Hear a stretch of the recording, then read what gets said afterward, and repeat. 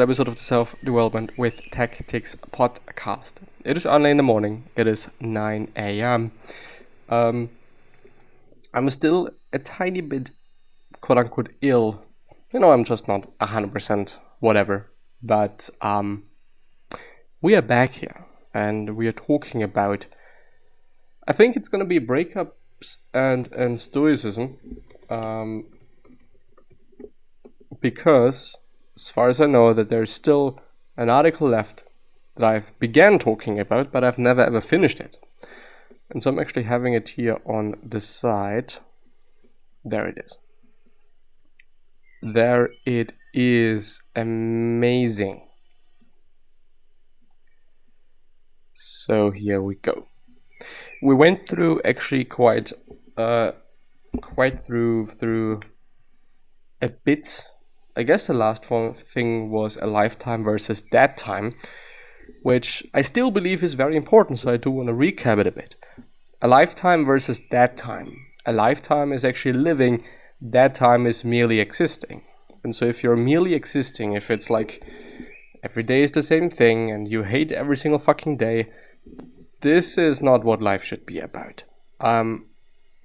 I think this is something we all know and we all realize, but it is very difficult to work against it. Whether it is because of a breakup, whether it is because of your job, all of those things that do need action that we just do not really want to take, because it is difficult, because it is something we don't want to do, a lot of work, and so on and so forth.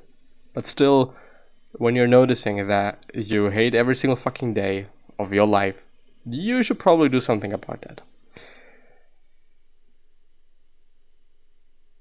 And also no shame in needing help. This is also something I guess we went through. And I mean, the title says it all. So let's talk about focus. Stay focused on the present. Don't let your reflection on the whole sweep of life crush you. Don't fill your mind with all the bad things that might still happen. Stay focused on the present situation. Ask yourself why it is so unbelievable and can't be survived. Unbearable. When you look back at some of the most impressive, even scary things that you have overcome and endured, how were they possible? How were you able to see past the danger or the poor odds? As Marcus described, you don't fill your mind with negativity and you don't let the whole sweep of the situation crush you.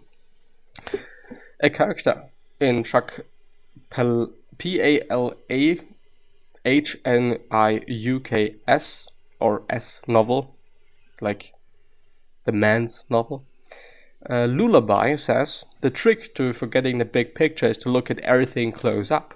Sometimes zooming out and grasping the big picture is important, Stoics say.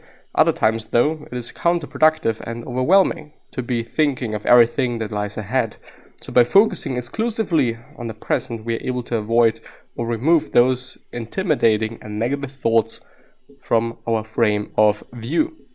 Which is completely right. I would say, why is it lagging? Don't really understand.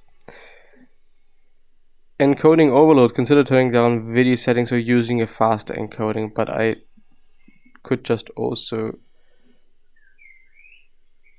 Did I do this? No, I didn't finish it. Fuck. Let me just...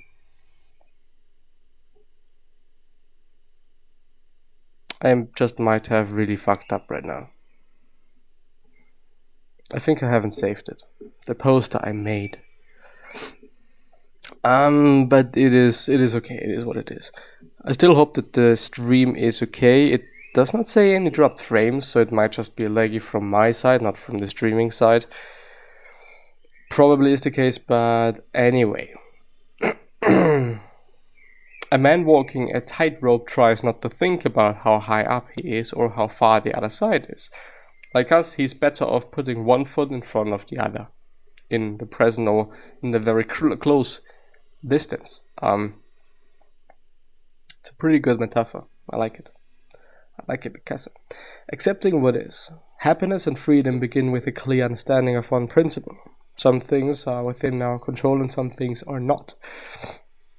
It is only after you have faced up to this fundamental rule and learned to distinguish between what you can and can't control that the inner tranquility and outer effectiveness become possible. By Epictetus. And I think, yes, it is very important to notice that, and it is very important to think about that.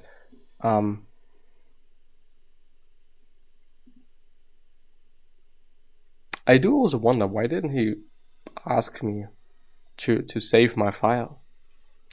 Interesting. But anyway,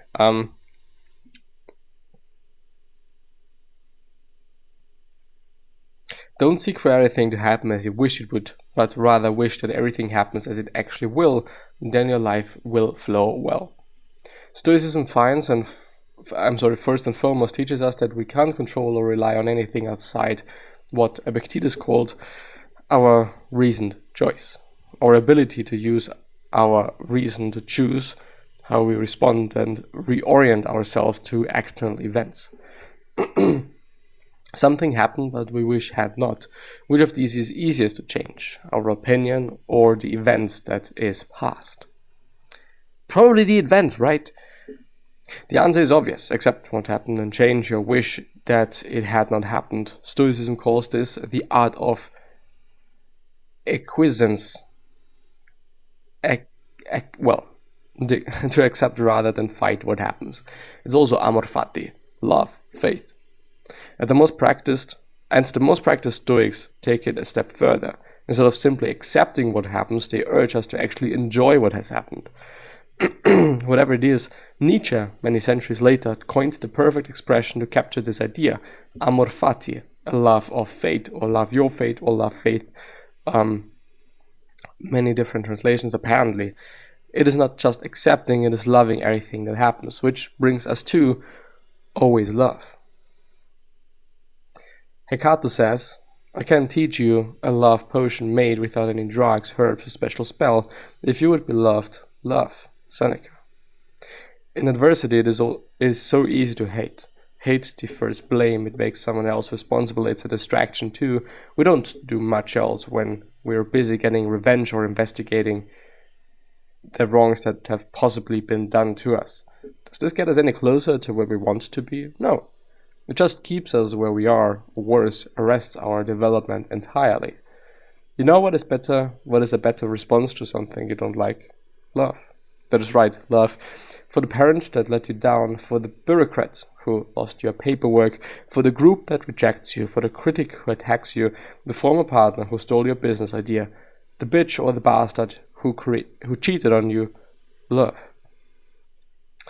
But why? Because, as the Beatles put it, in the end the life you take is equal to the life you make. Think of Martin Luther King Jr. over and over again, preaching that hate was a burden and love was freedom, love was transformational, hate was debilitating.